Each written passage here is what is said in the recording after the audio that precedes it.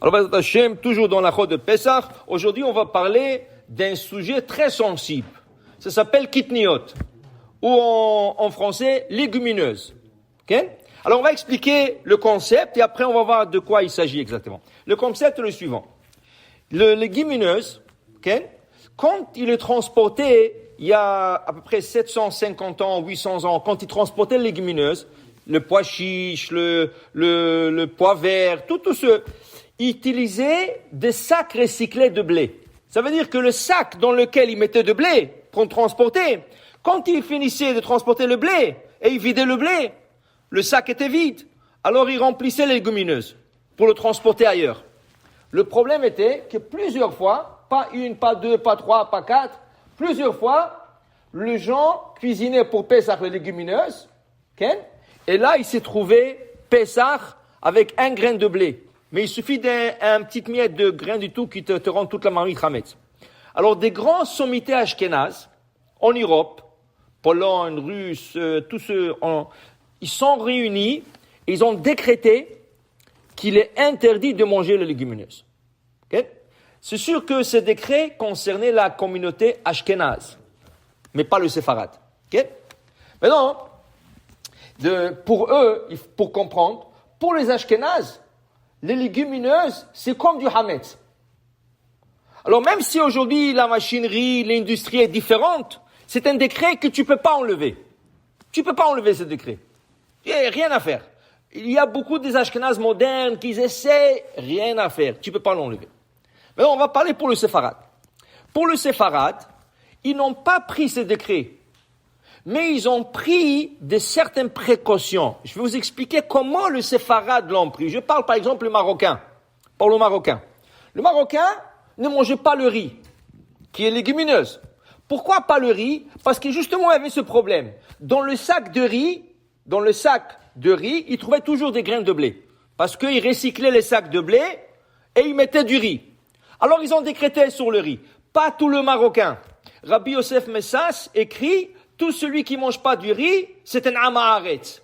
Comme ça dit Rabbi Yosef Messas. Son cousin, Rabbi Shalom Messas, il dit contraire, c'est assourd de manger le riz. Alors tu vois qu'au Maroc, il y avait une bagarre là-dessus aussi. Il y a des rabbinim qui n'ont pas accepté même pour le riz. Il y a des rabbinim qui l'ont...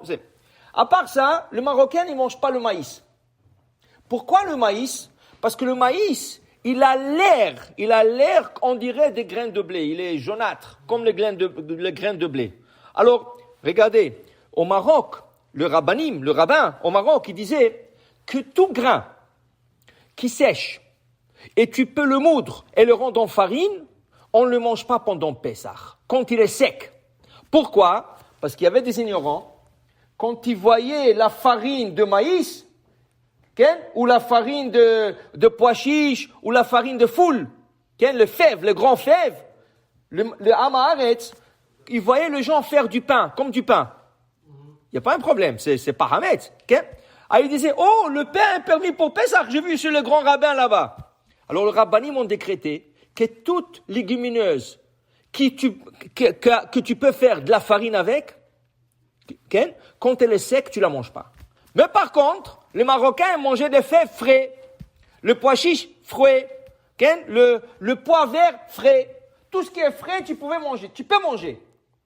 Alors tu vois qu'au Maroc, ils faisaient comme une distinction. C'est pas tous les légumineuses qui sont interdits. Et c'est pas tout le monde qui est interdit. À Rabat, ils mangeaient le riz. À Safrou, ils mangeaient le riz. Rabbi David Ovadia, il dit que à Safrou, tout le monde mangeait le riz. Alors tu vois que c'est pas un décret. C'est pas Tanger, c'est ça? C'est ça. Il y a des gens qui mangeaient pas. Mais une seconde. Les pois chiches, pourquoi les gens ne mangeaient pas les pois chiches? À cause de son nom. Parce que ça s'appelle hummus. Et ça, c'est l'air du mot hametz. Alors vous voyez, pour le séfarade, c'est pas un décret concret. C'est pas un décret concret. Alors regardez combien de choses qui sortent de là. Et c'est pour ça que j'ai dit que c'est un sujet sensible. Par exemple, une bouteille de Coca-Cola.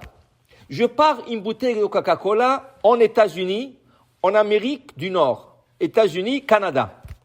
Le sucre, il est fait à base de maïs. Le sucre, c'est un glucose de maïs, qui vient de maïs. Maintenant, la glucose, tu peux l'obtenir aussi de canne à sucre. Okay? Alors, mais c'est fait à maïs. Ça, c'est la formule de Coca-Cola. Pendant Pessah, comme le maïs, c'est le féculent, pas féculent, c'est légumineuse, les Ashkénazes, ils changent la formule. Mais pour changer la formule, ils te chargent $2 de plus, $3 de plus. Alors, une bouteille de Coca-Cola qui te coûte $1, elle te coûte $3-4. Okay? Top! Pour une fois, on va leur donner crédit, ils ont raison, parce qu'il faut cachirer la machinerie, il faut changer la formule, la compagnie leur charge beaucoup, okay? Mais nous, on n'a pas ce problème. En France, tu peux avoir un problème avec la Coca-Cola. Pourquoi? Il faut absolument que la Coca-Cola porte un signe cachère. Parce que là-bas, le glucose peut être fait de farine de blé. Parce que la Coca-Cola, c'est pas une formule universelle. Dans certains pays comme le Mexique et la France, ils utilisent une glucose différente de l'Amérique du Nord. En Amérique du Nord, il n'y a pas de problème. Alors pour un séfarade, tu peux acheter Coca-Cola normal. Donc tu l'achètes avant Pessah. Okay?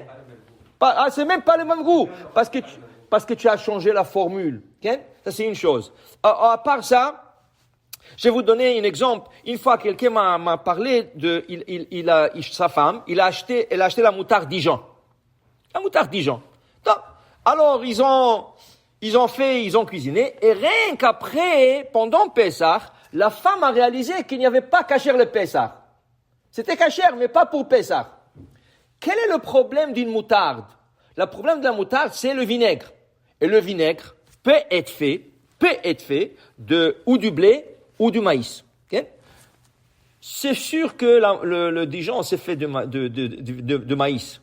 Alors j'ai appelé le mashgiach en France. Je lui ai dit, monsieur le mashgiach, bonjour, comment ça va? Je me suis présenté. Écoutez, on a un problème de cacheroute.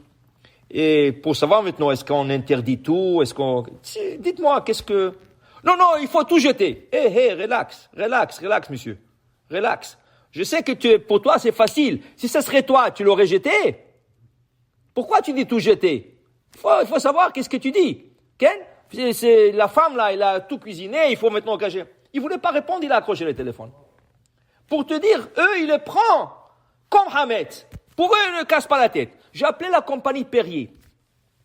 Je leur ai dit, pourquoi sur l'étiquette verte, c'est écrit O-K-P, Pessah. Mais sur l'étiquette jaune, ou les autres goûts d'orange, ou le goût de fraise, tout ça, vous mettez OK, pas de P.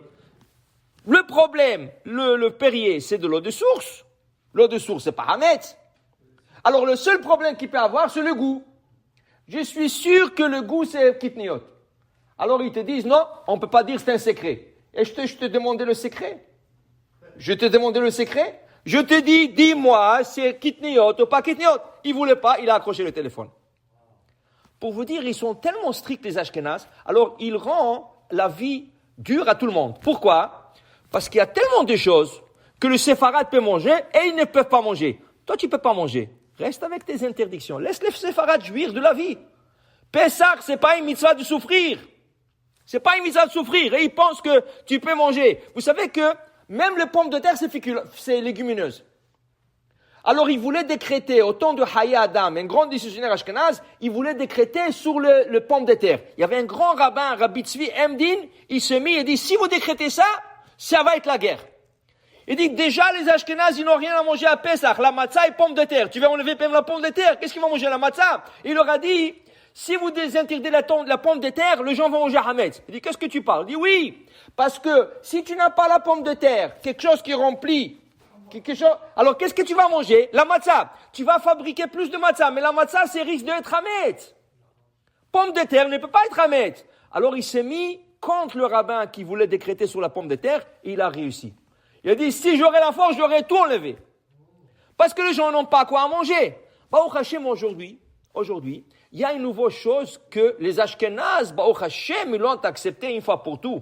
Ils l'ont accepté. La quinoa. Quinoa, c'est légumineuse. C'est légumineuse. Mais comme c'était pas autant de rabbins, ça n'existait pas au monde, autant de rabbins qui l'ont décrété il y a 800 ans, alors ils peuvent rien dire. Alors même les Ashkénazes te disent que la quinoa, c'est pas kitniot pour eux. C'est pas kitniot, tu peux manger. Mais ils te disent, ils risquent aussi, là-bas, en Bolivie, quand ils transportent la quinoa, ils risquent d'utiliser le sac de blé. Alors, comme tu fais pour le riz, les gens qui mangent le riz, les gens qui mangent le riz. Comment ils détournent le problème de sac? Que peut-être il y a 1 grain ou 2 grains de blé. Tu prends le riz, tu prends la quantité pour tout le Pessah. Tu ne peux pas le faire pendant Pessah. Tu prends la quantité de tout le Pessah du riz que tu vas utiliser et tu le tries 3 fois avant Pessah. Tu mets sur une assiette, tu tries, okay? C'est bon, tu mets dans un sac. Après, tu mets encore une petite quantité, tu tries, tu mets dans le sac, jusqu'à ce que tu aies toute la quantité. Fais la même chose avec quinoa. Quinoa, tu prends, tu tries un peu, tu mets dans un sac, tu as toute la quantité, et au moins la quinoa, c'est comme du riz. Ça remplit, c'est très sain. C'est très sain. Alors tu peux manger la quinoa. Mais pour vous dire, les légumineuses, c'est une guerre séfarade-ashkénaze. Et malheureusement, les ashkénazes, ceux qui ne respectent pas, que selon tes coutumes, c'est interdit, mais dis aux séfarades, mange. En Israël, ils ont fini avec ce problème. Comment ils ont fini? Très simple. Ils font des produits, production, et ils écrivent Kacher le Pessah Kitniot. Kitniot. Alors c'est bon.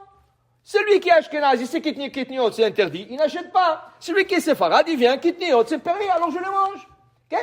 Au moins tu permets à ceux qui ont le droit, mais tu ne peux pas tout interdire. Pourquoi tu interdis tout? Okay? Alors pour vous dire, ça c'est toujours un sujet très délicat et rien à faire. Les Ashkénazes n'écoutent pas. Mais on n'a pas un problème avec ça autant que séfarade. On n'a aucun problème avec ça. Mais laisse vivre les autres. Ne fais pas de problème aux autres. Tu veux pas? Tu peux pas? Tu ne sais pas? Okay? Et une fois un mashgiach ici à Saint-Louis, il est venu à Saint-Louis, ici dans le centre. Il est parti chez Marco. Il lui a fait enlever toute une étagère. Marco, Baruch Hashem, dit, pourquoi? Il dit, c'est kitniot. Il a dit, ne le mange pas. Il a dit, c'est kitniot. Il a dit, qu'est-ce que ça me regarde, kitniot?